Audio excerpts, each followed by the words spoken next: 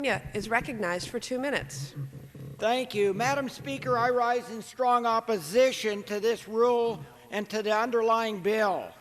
Excessive debt helped bring down the current economic downturn, and the American people know it. Working families have to make difficult choices every day to balance their budget, yet Congress still refuses to make the tough choices needed to balance the federal budget.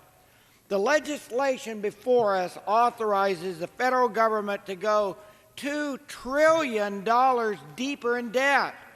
In place of real fiscal discipline, it offers a phony pay-as-you-go rule that is full of loopholes and exceptions and does nothing to tackle our government's long-term structural deficits. The good news is that we can take real action to start cutting the deficit today. At a time when our economy is hurting and Washington continues to pile debt on future generations, it's simple common sense to stand up and say enough is enough.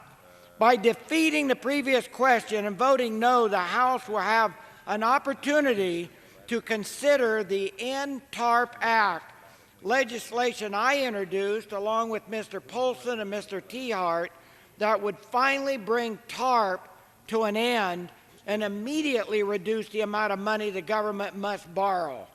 A vote for this rule is a vote in favor of the status quo in Washington.